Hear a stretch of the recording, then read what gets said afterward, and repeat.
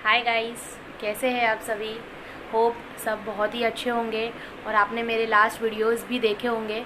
और जिन्होंने अब तक सब्सक्राइब नहीं किया है सो प्लीज़ सब्सक्राइब कीजिए मेरा चैनल। दोस्तों, आज जो मैं आपके साथ वीडियो लेके आई हूँ, ठीक है, वो है $0 मार्केटिंग। तो दोस्तों, क्या ये पॉसिबल है एक बिजनेसमैन के लिए कि वो कोई भी ₹1 भी खर्च किए बगैर अपनी मार्केटिंग कर सकता है और उससे काफ़ी अच्छा बिजनेस पा सकता है? क्या ये पॉसिबल है? आप लोग सोचेंगे कैसे, इसीलिए मेरा ये आज का वीडियो है दोस्तों, जिसका नाम है $0 मार्केटिंग। तो आइए दोस्तों, जानते हैं 7 स्ट्रैटेजी जिससे आप ये $0 मार्केटिंग करके आगे बढ़ सकते हैं। और जिसने अभी नया स्टार्टअप किया है, जिसने अभी अपना बिजनेस जस्ट स्टार्ट किया है, वो भी अपने बिजनेस को बहुत अच्छी तरीके से एक्सपांड कर सकता है बहुत ही कम पैसे में। और कोई जगह पे आपको पैसा खर्च करने की भी ज़रूरत नहीं है दोस्तों, लेकिन फिर भी आपके क्लाइंट्स बढ़ेंगे, आपके पास अच्छे से अच्छे कस्टमर्स आएंगे। तो वो कैसे होगा, आइए जानते हैं इस वीडियो के साथ। तो पहले तो हम सोचेंगे कि अरे ये क्या बोल रहे हैं, अगर पैसे नहीं खर्च करेंगे, अगर मार्केटिंग ज़्यादा नहीं होगी तो कस्टमर कैसे आएंगे। इसीलिए तो वीडियो का नाम दिया गया है $0 मार्केटिंग। तो दोस्तों, कैसे होगा ये पॉसिबल? आज 7 स्ट्रैटेजी के साथ हम शुरू करेंगे आपके लिए ये बेनिफिटेड वीडियो। तो आइए दोस्तों, फर्स्ट स्ट्रैटेजी जानते हैं। Build world class website with minimum cost. ठीक है, build a world class website with minimum cost, मतलब आपकी जो वेबसाइट है वो आपको बहुत ही बढ़िया तरीके से उसको डिज़ाइन करना है, एक यूज़र फ्रेंडली वेबसाइट के हिसाब से उसको आपको ट्रीट करना है। जैसे आप जब भी अपनी वेबसाइट बनाने का स्टार्ट करोगे तो सबसे पहले आपको ये सोचना है कि एज अ कस्टमर या एज अ क्लाइंट अगर मैं मेरी ही वेबसाइट पे जाऊंगा तो मुझे कितने इजीली आंसर्स मिल सकते हैं, जो चीज़ मैं ढूंढ रहा हूँ वो कितनी इजीली मुझे मिल सकती है, तब आपकी वेबसाइट कहलाती है और यूज़र फ्रेंडली वेबसाइट। ठीक है दोस्तों, लेकिन अभी आप सोचेंगे अरे वेबसाइट बनाने के लिए तो ढेर सारे पैसे खर्च हो जाते हैं, राइट? लेकिन ऐसा नहीं है दोस्तों। आपको क्या करना है, आपको सबसे पहले एक वेंडर बुलाना है जो आपकी वेबसाइट डिज़ाइनर करेगा। ठीक है, वो वेंडर से समझना है कि किस तरीके से वो आपकी वेबसाइट बनाएगा। और दोस्तों, आपको सिर्फ एक वेंडर से नहीं मिलना है, आपको नेक्स्ट वेंडर बुलाना है। उससे जो फर्स्ट वेंडर ने आपको सारी चीज़ें बताई है वो चीज़ उसके साथ डिस्कस करनी है। अब वो आपको और नॉलेज देगा वो चीज़ के ऊपर। फिर वैसे ही आपको थर्ड वाले से मिलना है और ये दोनों के क्वेश्चन मर्ज करने हैं और थर्ड वाले से करने हैं। इसी तरह जब आप 4 से 5 वेंडर्स से मिलोगे तब आपको उनसे भी ज़्यादा नॉलेज गेन हो जाएगा। तब आप किसी 7th या 8th पर्सन को ये काम दे सकते हो। क्यों? क्योंकि जब वो पर्सन आपके पास डिस्कशन के लिए आएगा तो उसको ये पता है कि यार ये बंदे को तो काफ़ी नॉलेज है, मैं इसे चीट नहीं कर पाऊंगा, मैं इससे ज़्यादा पैसे नहीं ले पाऊंगा। तब वो क्या करेगा, वो आपको एक परफेक्ट कॉस्टिंग देगा और आपके हिसाब से एक यूज़र फ्रेंडली वेबसाइट बनाना स्टार्ट करेगा। दोस्तों, जब भी आप अपनी वेबसाइट डिज़ाइन करते हो तो उसमें क्या कीजिए, जैसे मैंने आपको बताया यूज़र फ्रेंडली तो होनी चाहिए आपकी वेबसाइट, लेकिन उसके साथ आपको क्या करनी है, आपके प्रोडक्ट के बारे में जो डिस्क्रिप्शन है आपकी प्रोडक्ट की वो आपको थोड़ी कम रखनी है और आपको सॉल्यूशंस ज़्यादा देने हैं वो प्रोडक्ट्स पे। क्यों दोस्तों? अगर देखिए, अगर आप अपने प्रोडक्ट्स बहुत ज़्यादा आप उसकी डिस्क्रिप्शन डाल देंगे तो उसको सारा सब कुछ वहीं पे दिख जाएगा, तो वो कभी आपको कॉल नहीं करेगा, कभी आपको मैसेज नहीं करेगा कुछ चीज़ की जानकारी के लिए। इसीलिए हमेशा आपको वेबसाइट उस तरीके से डिज़ाइन करनी चाहिए जैसे कि you put not more information, you put less information, but you makes more solution provide website, like you make more solutions to it so people can come to you. Always be found, not do found। मतलब आप लोगों आपसे ढूंढ के आने चाहिए, आप लोगों के पास नहीं जाने, कस्टमर आपको ढूंढने चाहिए, आप कस्टमर को नहीं ढूंढने चाहिए। इसीलिए आपको आपकी वेबसाइट उस तरीके से डिज़ाइन करवानी है। ठीक है, जैसे अगर आपको पता होगा जैक मा, जैक मा, आपने सुना होगा ये नाम, को फाउंडर है अलीबाबा ग्रुप के। alibaba.com जो कि चाइना की अभी की सबसे बोलते हैं ना लेटेस्ट टेक्नोलॉजी में से एक है, वेबसाइट में से एक है। तो जैक मा क्या था, जैक मा को कुछ इतनी नॉलेज नहीं थी। आपको क्या लगता है, क्या वो IIT का या MIT का स्टूडेंट था? जी नहीं दोस्तों, वो एक इंग्लिश ट्रांसलेटर था। लेकिन उसने क्या किया, उसके पास बुद्धि थी। उसने क्या किया, उसका क्या था कि वो समझ जाता था, क्या समझ जाता था कि कस्टमर की रिक्वायरमेंट क्या है, कस्टमर की अंडरस्टैंडिंग को वो समझ जाता था। फिर वो वेंडर और अपने एम्प्लॉयर को समझाता था और उस तरीके से काम करता था। जैक मा के पास भी इतनी नॉलेज नहीं थी, लेकिन वो क्या करता था, जब भी उसने टेक्नोलॉजी या alibaba.com बनाया तो उसने क्या किया, वेंडर्स आते गए, इंफॉर्मेशन के वेंडर्स आते गए, वो समझता गया, इंफॉर्मेशन के वेंडर्स आते गए, वो समझता गया, और इसी तरह से उसने alibaba.com बनाया। आज आप भी alibaba.com को जानते होंगे, जो कि अभी चाइना की वर्ल्ड फेमस कंपनी है। तो इसी तरह दोस्तों, जितने वेंडर्स से आप ज़्यादा मिलेंगे, जितने नॉलेज आप ज़्यादा गेन करोगे, उतना ही आपका टेक्नोलॉजी बढ़ेगा और उतनी ही आपकी वेबसाइट भी अच्छी बनेगी। सेकेंड जो है वो track the pattern of customer buying behaviours. मैं एक बार वापस रिपीट करना चाहूंगी, track the pattern of customer buying behaviours. मतलब क्या होता है इसका कि देखो, अभी आपको ये देखना है कि वो जो कस्टमर है वो कौन से मीडियम से आपके पास आया है, उसने क्या सर्च किया कि वो आपके पेज पे लैंड हुआ है, जिसे बोलते हैं SEO। तो ये देखना चाहिए उसको एक प्रोडक्ट खरीदते वक्त क्या दिक्कतें आ रही है, क्या तकलीफ में है वो। जैसे एग्जाम्पल ले तो, अगर जैसे कि आप कोई भी एक रेस्टोरेंट में जाते हो, ठीक है, तो आपने एक दिन आप रेस्टोरेंट में गए, आपने वहाँ पे दाल ऑर्डर की, रोटी ऑर्डर की, एक सब्जी ऑर्डर की, साथ में आपने कुछ स्वीट्स ऑर्डर की, लास्ट में आपने कुछ आइसक्रीम्स ऑर्डर किए, राइट। तो आपके करीबन 1000 रुपीज़ चले गए। लेकिन वही रेस्टोरेंट वाले ने क्या किया, आपका पैटर्न समझ लिया और आपको एक बढ़िया सी सुपर डिलक्स थाली दे दी। जो आपको 1000 रुपीज़ कॉस्ट करती थी, आज वही थाली आपको 500 में मिल रही है। तो आप क्या प्रिफर करोगे, 500 की थाली, राइट। तो उस तरह से क्या हुआ, वो रेस्टोरेंट के आप हमेशा के लिए कस्टमर बन गए, ऑलवेज अ कस्टमर। क्योंकि कस्टमर भी अपनी बेनिफिट्स देखता है, लेकिन ऐसी बेनिफिट्स नहीं, it should be a quality benefits. तो आपको भी वैसे ही करना है दोस्तों। आपको आपके कस्टमर का पैटर्न देखना है कि वो किस तरह से वो प्रोडक्ट्स पे डील करता है, उसको क्या दिक्कतें आ रही है, उसको क्या तकलीफें आ रही है प्रोडक्ट खरीदने के लिए, या उसे अगर इन्फॉर्मेशन नहीं है, उसको कुछ नॉलेज नहीं है। So always service matter, always आपको अंडरस्टैंड करना है कस्टमर की नीड को, और उसे सबसे पहले सर्विस देनी है। अगर आप सबसे पहले सेल्स करने का सोचोगे दोस्तों, तो ये कभी नहीं होगा। जैसे कस्टमर आया, आपने बोला अरे मेरा ये रेस्टोरेंट है, उसकी सबसे बेस्ट थाली है पनीर कढ़ाई हांडी, जो कि 250 रुपीज़ की, आप वो ले लीजिए। पर उसको वो खाना ही नहीं है, उसे पनीर पसंद ही नहीं है, तो वो क्या करेगा, वो मिक्स वेजिटेबल मंगाएगा जिसकी कॉस्टिंग कम है। लेकिन अभी आपने उसको पहले ही बोल दिया है कि आप ये ले लीजिए, तो वो क्या करे, सोचेगा अरे जब मुझे वो चीज़ पसंद ही नहीं है, वो अंदर सोच रहा है तो मैं क्यों करूँ, तो वो उठ के चला भी जा सकता है। पर आपको वैसा नहीं करना है दोस्तों। आपको कस्टमर की नीड समझनी है, उसकी क्या नीड है, उसको अच्छे से अच्छी सर्विस देनी है पहले, तो वो अपने आप आपका कस्टमर बनेगा, अपने आप वो आपके पास ही आएगा और किसी के पास नहीं जाएगा, क्योंकि आपने उसको बहुत अच्छी सर्विस प्रोवाइड की है दोस्तों, ठीक है।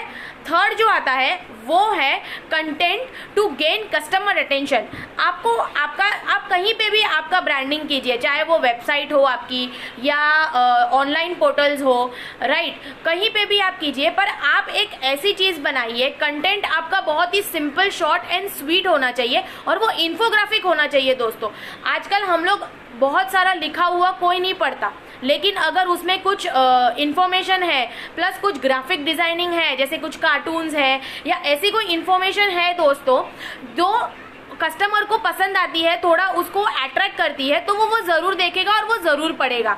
तो आपको क्या करना है, आपका जो कंटेंट है वो आपको इतना मजबूत बनाना है इन्फोग्राफिक के जरिए कि कस्टमर देख के ही वो अट्रैक्ट होके आपको कॉल करे। जैसे कि अगर आप अपना कोई प्रोडक्ट सेल कर रहे हो, एग्जाम्पल अगर मैं आपको बोलूं कि अगर आपकी एक लेबोरेटरी है, एग्जाम्पल अगर आपकी कोई लैब है, तो वहाँ पे आपको क्या क्या चीज़ें लगने वाली है उसका एक छोटा सा इन्फोग्राफिक जैसा एक leaflet kind of a thing बना दिया, और उसमें आपको पता है कि आपके कस्टमर की क्या नीडें है, वो 2-3 लाइन अच्छे से ऊपर आपने डाल दी और वही आपने सबको सेंड किया, तो वो क्या करेगा कि वो तो आपके कस्टमर को जानने वाली चीज़ है, जो वो जानता है वही उसने देखा है, तो वो ज़रूर आपसे कॉन्टेक्ट करेगा।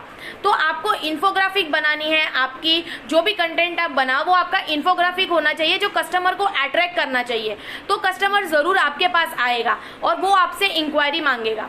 अभी फोर्थ जो चीज है दोस्तों वो है आउटबाउंड टू इनबाउंड मार्केटिंग। अभी ये क्या होता है दोस्तों, पहले क्या होता था कि 90% पीपल जो होते थे वो आउटबाउंड मार्केटिंग करते थे, सॉरी, और 10% जो लोग होते थे वो इनबाउंड करते हैं। आज का ट्रेंड थोड़ा चेंज हो गया है। अब क्या होता है कि लोग इनबाउंड ज्यादा करते हैं, आउटबाउंड कम करते हैं। अब आप सोच रहे होगे ये क्या घड़ी घड़ी इनबाउंड आउटबाउंड आउटबाउंड इनबाउंड बोल रही है, तो उसका मतलब ये होता है दोस्तों कि जैसे समझ लीजिए कि इनबाउंड सर्विसेज क्या होती है, जैसे कंटेंट मार्केटिंग हो गया, ब्लॉगिंग हो गया, सोशल मीडिया हो गया, एसईओ हो गया, तो ये सारी चीज आपको बेनिफिट देगी दोस्तों। ये सारी चीज करने से आपके पास आपके कस्टमर आपको ढूंढते हुए आएंगे, ना ही आप कस्टमर को ढूंढते हुए जाएंगे। लेकिन अगर आप पुरानी टेक्निक ही यूज करोगे जिसको बोलते हैं आउटबाउंड मार्केटिंग, मतलब आपने ट्रेड सेमिनार आप अटेंड करने गए, या आपने कोई ट्रेड शो अटेंड किया, आपने कोई सेमिनार अटेंड किया, आपने कोल्ड कॉलिंग की, आपने टेलीकॉलिंग की मार्केटिंग, टेलीकॉलिंग की टीम ली, कोल्ड कॉलिंग की टीम ली, उनको सैलरी देते जा रहे हैं लेकिन रिजल्ट कुछ नहीं आ रहा। आपने प्रिंट, आपने ईमेल्स भेजे, आपने होर्डिंग्स लगाई, आपने न्यूज़पेपर में दिया, आपने रेडियो में दिया, आपने सब जगह पे आपकी आउटबाउंड मार्केटिंग करके देख ली, लेकिन आपको रिजल्ट मिला जीरो। ये कैसा है पता है? आउटबाउंड मार्केटिंग में बोलूं तो जैसे एक खेत में सुई ढूंढना, कि आप इतना बड़ा खेत है और आप एक छोटी सी सुई ढूंढ रहे हैं, तो वो आपको कभी नहीं होगा दोस्तों, उससे आपको फायदा होगा, बहुत कम होगा, लेकिन जितना आप सोच रहे हो उतना आपको फायदा नहीं होगा। आज का जो वर्ल्ड है 21st century, it's a information technique service, information technology, digital marketing. जैसे कि मैंने आपको बताया इनबाउंड में ये सारी चीज आती है। आप ब्लॉगिंग कीजिए, आप एसईओ सर्विस कीजिए, आप सोशल मीडिया पे जितना हो सके आपके प्रोडक्ट्स को वायरल कीजिए दोस्तों। बहुत सारे मीडियम्स है, उसके थ्रू अगर आप करते हैं, जैसे मैंने आपको बताया कंटेंट राइटिंग के बारे में, इन्फोग्राफिक्स बनाइए, वो सारी चीजें आप पोस्टिंग कीजिए, तो आपको क्या होगा, आपके कस्टमर उससे अट्रैक्ट होंगे, उसके बाद आपको उनको एंगेज करना है और उसके बाद आपको डिलाइट करना है।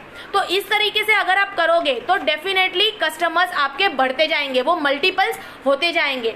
फिफ्थ जो स्ट्रेटेजी है दोस्तों वो है एक मेक अ स्ट्रॉन्ग डेटाबेस।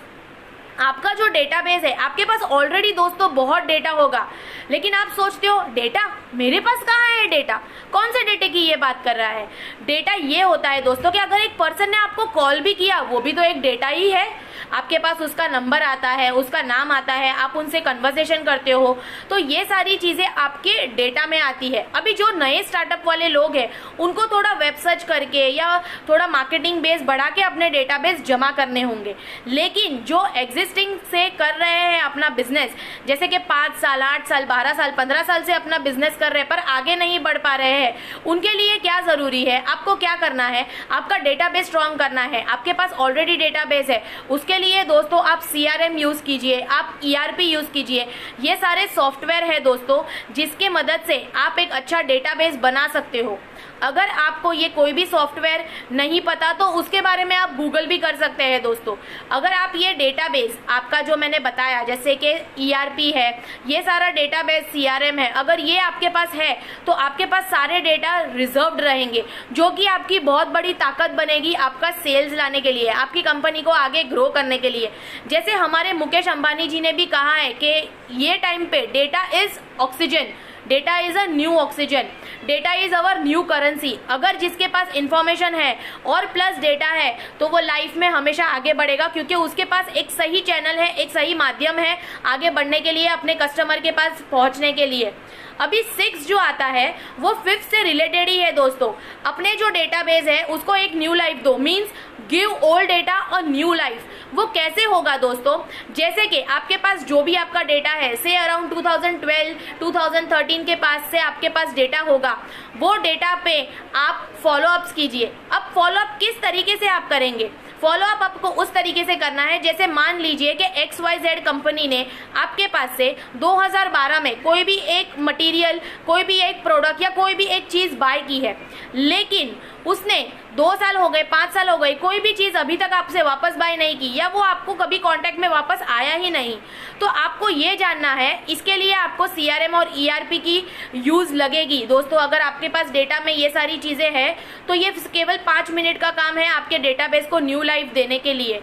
आपको फॉलोअप करके ये जानना है कि ऐसा तो क्या हुआ कि वो कस्टमर वापस आपके पास लौटा ही नहीं, क्या हुआ, कैसे हुआ, क्यों हुआ, आपको वो फाइंड करना है। लेकिन दोस्तों उसके लिए भी एक टेक्निक है, आपको रेशियो करना पड़ेगा 40-20-40, ये फॉर्मूला यूज करना है। अब ये क्या होता है 40-20-40, तो जब भी अभी देखिए एज अ कंपनी ओनर या as a startup company owner, as a entrepreneur, आप तो उस पर कॉलिंग करोगे नहीं, आप अपने सेल्स टीम को उस पर कॉलिंग करने के लिए बोलोगे, राइट। तो क्या करो, अपनी सेल्स टीम को, सारी सेल्स टीम को एक साथ बुलाओ, उनको बिठाओ, उनको समझाओ कि आपको किस तरीके से कॉलिंग करनी है वो क्लाइंट्स के साथ जो आपके प्रीवियस है, जो लौटे नहीं। आपको क्या करना है, सबसे पहले आपको उनके साथ एक रिलेशन अब बिल्ड करना है। देखिए आपकी कंपनी का नाम तो उनको याद ही होगा, क्योंकि उन्होंने कहीं ना कहीं तो आपके पास से कुछ चीज ली थी बहुत टाइम पहले। आपको पहले ही कस्टमर को कॉल करके ये नहीं बोलना, हेलो सर मैं ये कंपनी से बात कर रहा हूँ या बात कर रही हूँ, आपने हमसे ये चीज ली थी, आपने वापस क्यों नहीं ली, अभी ये ऑफर है, अभी वो ऑफर है। वो इंटरेस्टेड नहीं है दोस्तों, आप जैसे हजारों लोग हैं उनके पास लेने के लिए, लेकिन आपको आपके कस्टमर वापस चाहिए। आपको सबसे पहले क्या करना है, उन्हें कॉल करके आपको पूछना है, क्या सर अभी आप कैसे हैं, अभी ये जो सिचुएशन चल रही है कोरोना की, ठीक है, तो ये भी एक अच्छा टाइम है उनके साथ फॉलोअप्स करने का दोस्तों। आपको कॉल करके उनके परिवार की सलामती के बारे में पहले पूछना चाहिए दोस्तों कि कैसे है आप, क्या हुआ। फिर आपको 20% सेल्स पिच मारनी है दोस्तों। उसके बाद वापस 40% आपको रिलेशन बिल्डअप पे जाना है। आपको आपके सर्विसेज के बारे में बताना है, सर हमने ये सर्विसेज भी स्टार्ट की है, अगर आपको कोई भी रिक्वायरमेंट है तो प्लीज़ आप हमें कांटेक्ट कीजिएगा। आपने इतने टाइम पहले बाय किया था, अभी नहीं किया, कुछ दिक्कत आ रही है सर, मैं हूँ आपको यहाँ पे हेल्प करने के लिए, ये मेरा नंबर है, आप सेव कर सकते हैं, वगैरह वगैरह। जो भी टेक्निक आपको ईजी लगती है वो आप यूज़ कर सकते हैं। मेरी सेल्स की टेक्निक की जो वीडियो है वो मैं नेक्स्ट वीडियो में आपको ज़रूर बताऊंगी कि कैसे आप एक अच्छे सेल्समैन बन सकते हैं या सेल पर्सन बन सकते हैं। लेकिन फिलहाल यहाँ पे आपको जो भी टेक्निक आपकी कंपनी ने सिखाई है सेल्स के लिए वो आपको फॉलो करनी है। लेकिन फॉलोअप का तरीका जैसे मैंने आपको बताया 40-20-40 का रेशियो रखिएगा, इससे आपको ज़रूर सक्सेस मिलेगी दोस्तों। Build relationship is very much important. 7th और इम्पॉर्टेंट चीज़ है story telling for every retail. मतलब क्या होता है इसमें, चाहे आप कोई भी कस्टमर से बात करो, चाहे आप उसको सेल्स के लिए बात कर रहे हो, परचेज के टाइम के लिए बात कर रहे हो, या आपकी सर्विसेज के लिए बात कर रहे हो, किसी भी चीज़ के लिए बात कर रहे हो ना, एक जेन्युइन स्टोरी सुनाओ उसे। जैसे कि अभी कि सर आप पहले वो कंपनी के बारे में जान लीजिए, अगर उसके कॉम्पिटिटर ने आपसे कोई भी चीज़ ली है या उसकी सेम सिमिलर कंपनी ने कोई भी चीज़ आपसे परचेज की है तो उसका नाम लीजिए। अरे सर XYZ कंपनी है आपकी, राइट, अरे ABCD वाली कंपनी ने अभी जस्ट हमसे ये चीज़ खरीदी थी, तो सर आपकी भी सिमिलर ही कंपनी है, राइट सर, तो आप भी हमसे ये चीज़ ले सकते हैं सर, हमारा रेपो ये कंपनी के साथ भी काफ़ी अच्छा है, चाहिए तो मैं आपको उसके कुछ डिटेल्स भेजती हूँ, मैं आपको उनसे कुछ कॉन्टैक्ट्स भी भेज सकती हूँ, मैं आपके साथ रेफरल शेयर कर सकती हूँ उनके, वगैरह वगैरह। Always be a story teller, क्योंकि क्या होता है दोस्तों, आजकल जो दिखता है वो बिकता है, तो आपको उनको वही तरीके से सेल्स पिच मारना है जिससे वो अट्रैक्ट हो जाए। जैसे मैंने आपको पहले भी बताया था कि आपको क्या करना है, पहले अट्रैक्ट करना है कस्टमर को, फिर उसको बातों में एंगेज करना है, मतलब उनको उलझाना है। एक बार वो अट्रैक्ट हो गया फिर एंगेज करना ईजी है, और फिर उसको डिलाइट करना है। डिलाइट का जब आपका स्टेज आएगा तो आपका सेल्स 100% होगा। लेकिन the first and foremost important thing is build relationship, give service to your clients। अगर आपने आपकी सर्विसेज इतनी अच्छी दी है उनको, तो वो डेफिनेटली कस्टमर कहीं नहीं जाएगा, वो हमेशा आपके पास ही आएगा। तो दोस्तों, मुझे उम्मीद है कि ये 7 स्ट्रेटजी फॉलो करके आप 100% ज़ीरो मार्केटिंग कर सकते हो, $0 मार्केटिंग। और अगर ये आपकी सक्सेसफुल होती है तो I will be really happy कि मेरा ये वीडियो आपको काम में आया। और मुझे उम्मीद है दोस्तों कि ये वीडियो आपको ज़रूर पसंद आएगा, क्योंकि ये सारी जो स्ट्रेटजी है ये कोई किताबी बातें नहीं है, ये लाइव है, जो मुझे लगता है कि बहुत सारे बिजनेसमैन ने फॉलो भी की है और वो आगे भी बढ़े हैं अपने लाइफ में। तो मैं भी उम्मीद करती हूँ और प्रे करती हूँ जिन्होंने भी मेरा ये वीडियो देखा है कि अगर वो चीज़, ये सारी चीज़ें वो करते हैं एक एज अ बिजनेस स्टार्टअप और एज अ एग्जिस्टिंग बिजनेस जो अभी तक उन्होंने फॉलो नहीं की है, तो प्लीज़ इसे आप फॉलो कीजिए, इसे अच्छे से एक बार वापस सुनिएगा एंड तक, तो आपको ये 7 स्ट्रेटजी $0 मार्केटिंग की काम आएगी और आप अपना बिजनेस अच्छी तरीके से ग्रो कर पाओगे। Thank you.